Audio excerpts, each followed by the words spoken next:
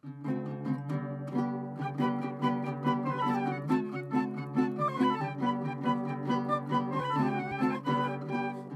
and welcome to In the Kitchen with Mary Mac. Today we're making Maple Jalapeños, or as they're also known, Cowboy Candy. If you like jalapeno peppers, you will love these. They are so good, and the juice that they're in is so good. It's not really like a juice. It's more like it's a little bit thickened, sort of like a condiment. It becomes a condiment, I'm going to say. But this is really good. This recipe is brought to you by Paul Family Farms because that's whose maple syrup we use. Paul Family Farms is located in Potter County in the state of Pennsylvania, and they tap hundreds, nay thousands of maple trees every year and make their own syrup, and it is really good syrup. Delicious. They have an online store, paulfamilyfarms.com, and you can find them in the Pittsburgh area, mostly everywhere, and also I believe now in the Greenville, South Carolina area, or North Carolina area. Greenville, North Carolina, just south of Asheville. So yes, I'm not sure. One of the Carolinas. One of those Carolinas, just south of Asheville. They're down there now too. So here we go. Now we're going to give this recipe to you 3 different ways. The first way we're going to give you is using fresh jalapeno peppers and basically start to finish from scratch yourself. The second way, which is the short way, I call it, is using jarred jalapeno peppers instead of fresh jalapeno peppers. And you basically just buy a few jars of pickled jalapenos and use those. And I'll tell you how to do that. And the third way is the super shortcut way, which is super quick for people that don't, they like it, but they don't want to do all that work. This way takes about 1 minute and 10 days. So here we go. First, you need a really good pair of gloves, and this is not a joke.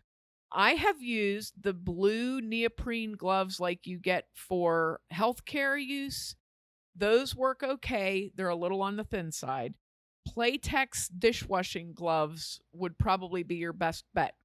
And you have to be very careful working with jalapenos. Obviously, don't touch your face. Yes. Don't rub your eyes.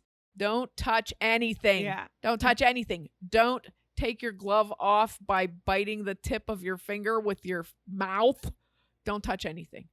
You have to be committed. You have to really talk yourself through not touching, because you will. Don't go to the bathroom while you're doing this. Make sure everything is done before you start.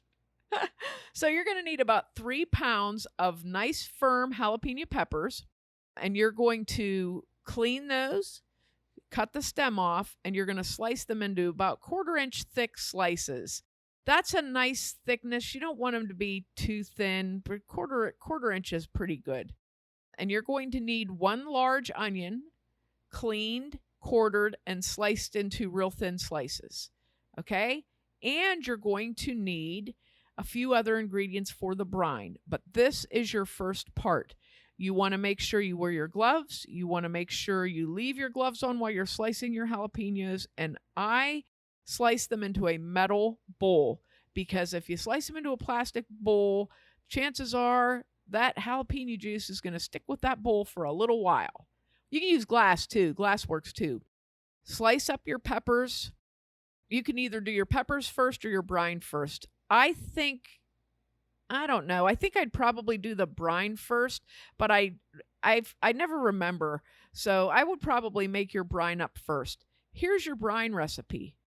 You're going to need 1 cup of Paul Family Farms pure maple syrup. You're going to need 1 cup of brown sugar, or you can also use Paul Family Farms pure maple sugar, which is sugar that's made from dehydrating the maple syrup. Okay? That makes it super mapley.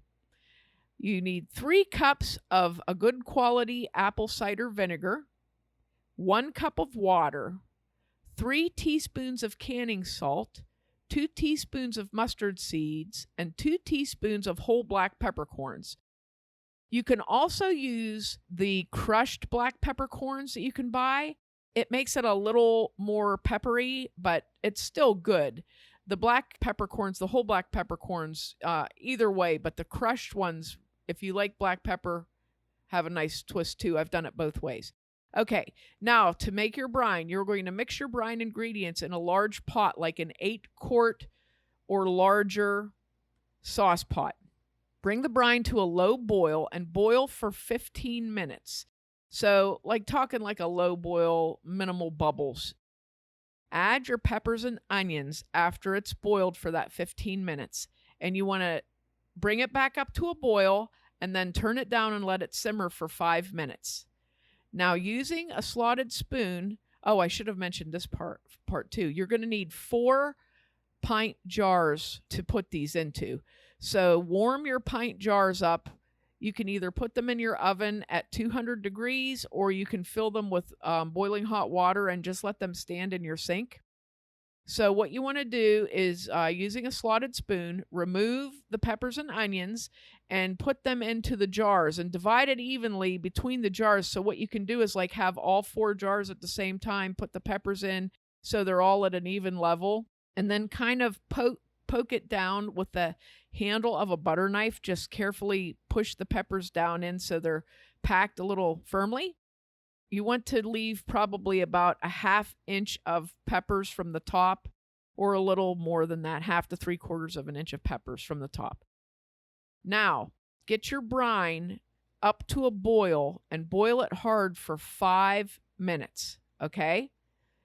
Once it's boiled nice and hard, take it off the heat and put it into your jars.